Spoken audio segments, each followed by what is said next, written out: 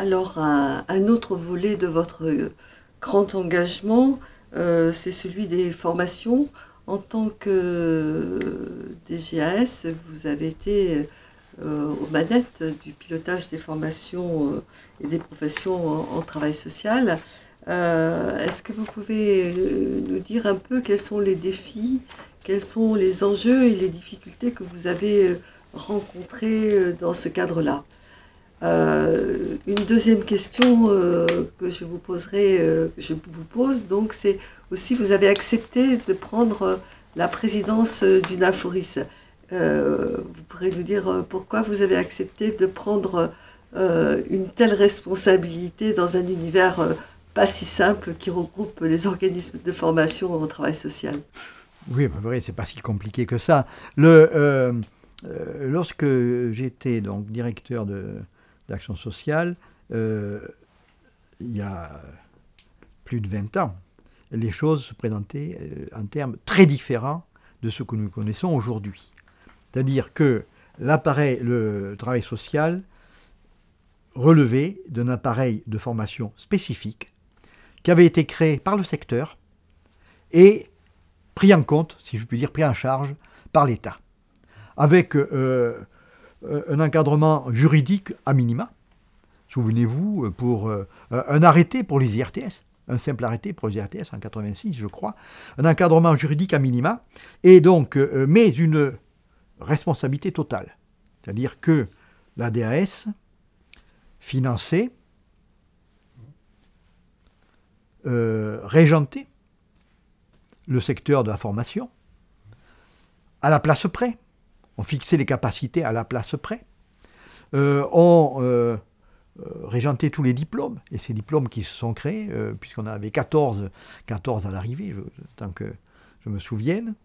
On contrôlait les écoles, on avait des personnels spécialisés pour contrôler les écoles. On allouait les ressources au centime près. Donc c'était un système presque plus centralisé que l'éducation nationale. Parce qu'en plus, on les connaissait tous. Les 120, 130 établissements, on les connaissait à peu près tous. Donc on a un système très, très centralisé et très, très fusionnel. On a un système fusionnel. Cette affaire a disparu. Depuis 2004, c'est fini. Et on est dans un paysage qui n'a plus rien à voir avec ce que nous avions à l'époque. Moi, mon souci qui était à l'époque, qui était, je veux dire, classique, c'était du quantitatif. C'est-à-dire que je savais qu'il fallait suivre l'évolution des prix et même un petit peu l'anticiper dans l'allocation des ressources. Je savais qu'on avait besoin d'ouvrir certaines formations. Je savais que parfois on avait besoin de les regrouper. On avait donc une formule d'IRTS qui n'avait pas développé toutes ses conséquences. On s'était arrêté, peut-être, on avait eu tort peut-être de s'arrêter dans ce mouvement de création d'IRTS, on s'était arrêté. Et donc mon souci, moi, à cette époque, était d'avoir des financements et des places. Et j'étais content lorsqu'on a eu ce plan d'action qui a accompagné la loi de lutte contre l'exclusion de 1998. Il y avait un plan d'action où j'avais des crédits et des places. Et on prévoyait un système de conventionnement pour bien organiser nos relations avec les centres de formation de travail sociaux. Système de conventionnement qui ressemblait à ce qu'on fait maintenant sous forme de CPOM avec les établissements sociaux ou les établissements hospitaliers. Donc, on était malgré tout, on avait une approche un peu conservatrice des choses. On avait une approche un peu conservatrice. J'avais des conseillères techniques, mais qui étaient des professionnels. J'avais une conseillère technique qui était éducatrice, une qui était assistante sociale et une qui était conseillère des commissions sociales et familiales.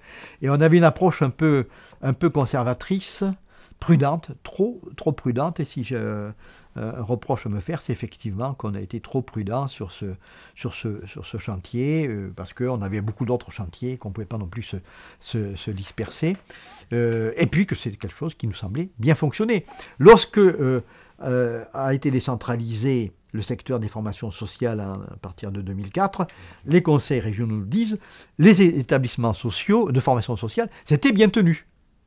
Les autres, ça a été moins. Le secteur paramédical, ça a été moins. Mais avec les choses étaient claires, ils ont récupéré un secteur qui fonctionnait bien, qui tournait normalement, qui produisait des étudiants, qui trouvaient tout de suite du travail. En fait, c'était un secteur qui était pour eux, et ça, beaucoup d'élus régionaux me l'ont dit, pour eux sans problème. Alors maintenant, les choses sont complètement différentes parce que c'est décentralisé, parce qu'on a obtenu le classement en niveau 2 des gens qui étaient formés à Bac plus 3. Donc c'est une revendication que nous avions, qu'on a obtenue, que l'UNAFORIS a obtenue. Donc on a cette réingénierie qui en a résulté.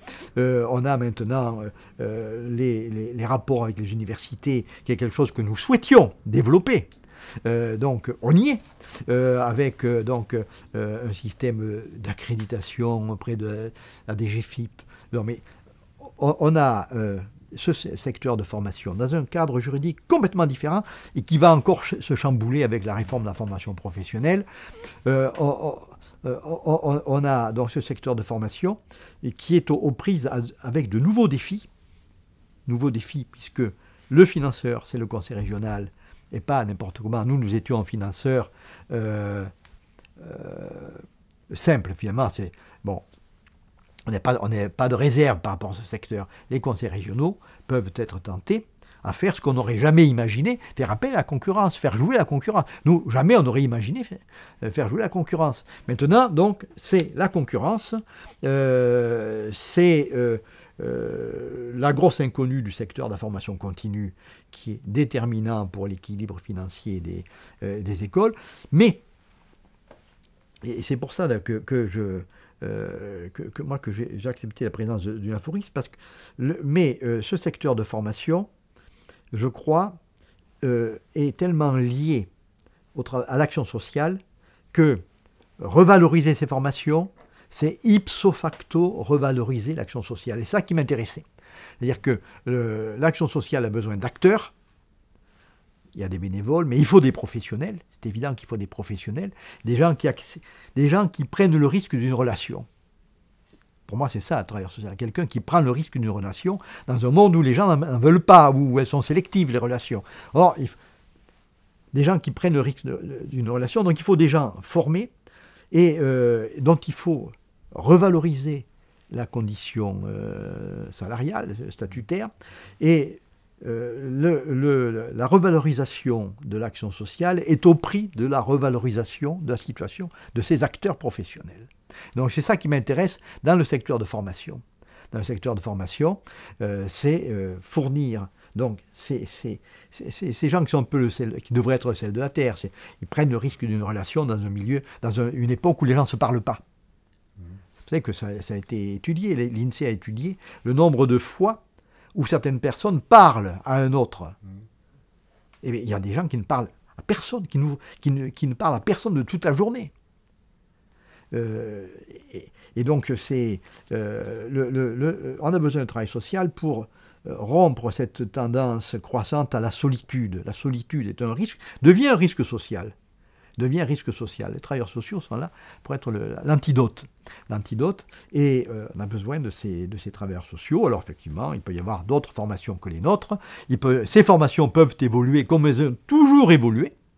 Donc il ne faut pas s'imaginer que parce qu'on fait bouger les choses, on remet en cause ce qui a été fait. Simplement, c'est que ces formations, depuis le diplôme d'État d'assistante sociale et depuis le diplôme d'État d'éducateur de 67, ces formations ont évolué, se sont diversifiées en fonction des chantiers. Trop, peut-être diversifiées, sûrement trop, mais elles vont continuer à évoluer, ce qui est normal, ce qui est le propre de toute institution humaine, elles vont continuer à évoluer. Et il ne faut pas s'affoler parce qu'elles vont continuer à évoluer. Alors, quand en 2008, Christian Chassériau et j'ai un trou de mémoire, Desbrosses. Voilà. Vous voulez reprendre ? Oui. En 2008, Christian Chassériau et Joseph Desbrosses sont venus me voir en disant, voilà, nous avons l'intention, c'est quasiment fait, de fusionner les deux fédérations qui subsistaient. Moi, j'en avais connu 4. Hein. Ils étaient passés à 2. Ils étaient passés à 2 fédérations qui subsistaient, le GNI et la FOR. Et nous avons un projet de créer des hautes écoles professionnelles en action sociale et en santé, qui seraient des établissements d'enseignement supérieur professionnel. J'ai trouvé ça formidable. C'est l'époque où je savais que j'allais quitter la RH avec la création des ARS. Je ne voulais pas rester ARS pour des raisons d'âge. Et donc je dis, écoutez, on a besoin de quelqu'un qui ait la confiance du secteur pour faire la fusion des deux appareils.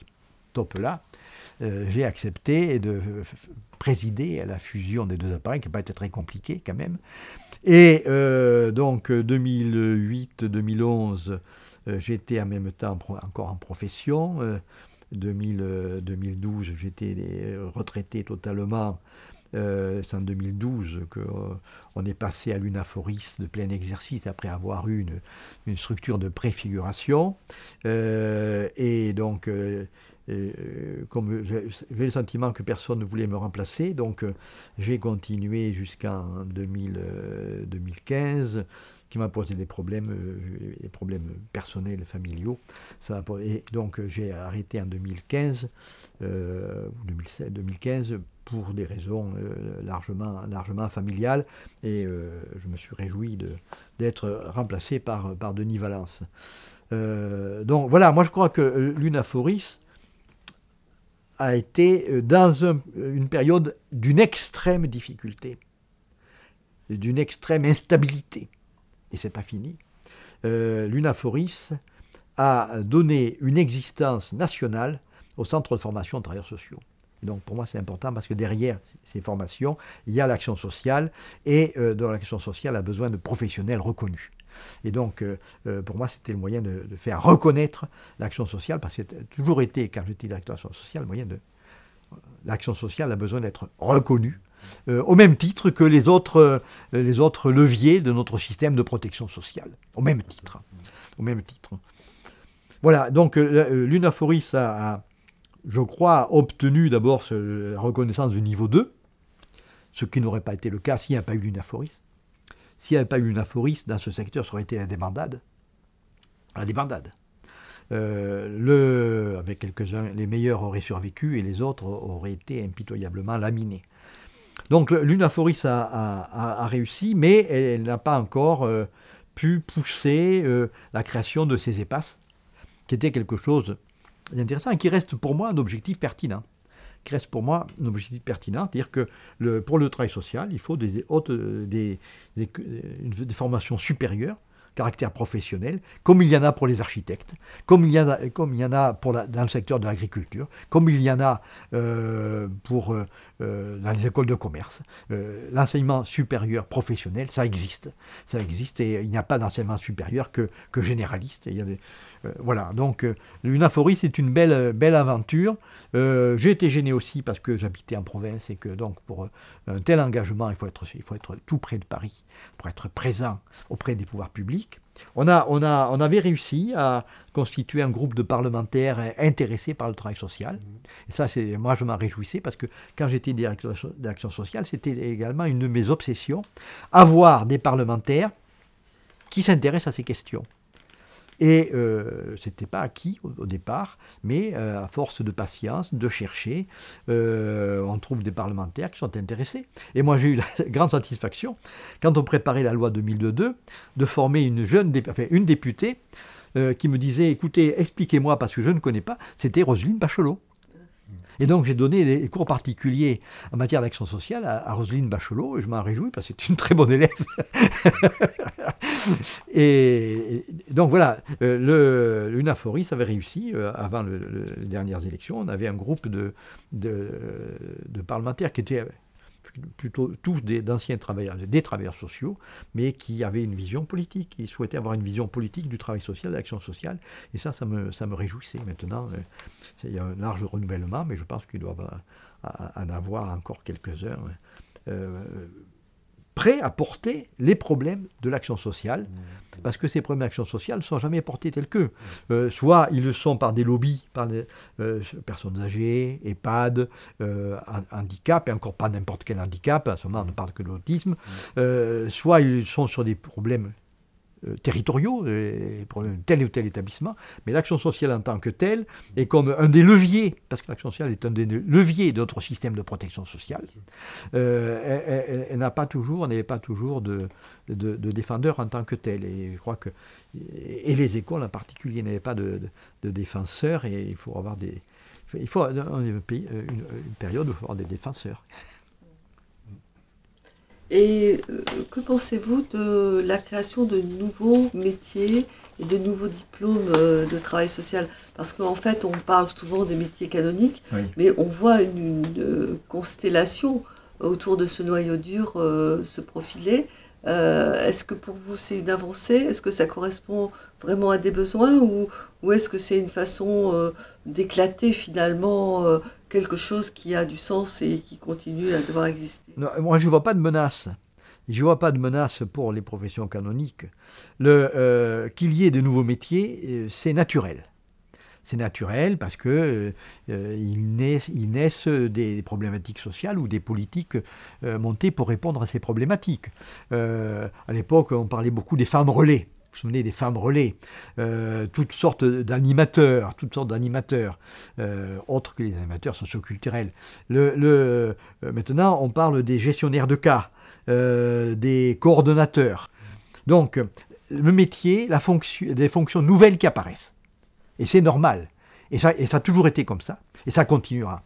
Alors, la question à laquelle il fallait répondre, à laquelle on n'a jamais été en bonne situation pour répondre, est-ce que les métiers existants ou les diplômes existants peuvent s'adapter pour répondre à ces nouvelles problématiques, ou est-ce qu'il faut créer de nouveaux métiers?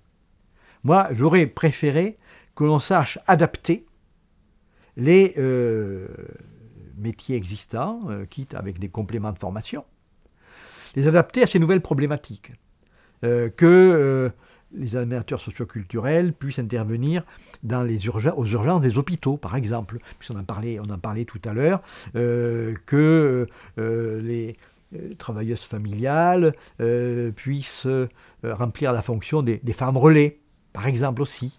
Ça n'a pas toujours été possible, ne serait-ce que pour une raison, c'est que nos personnels sont occupés à temps plein déjà.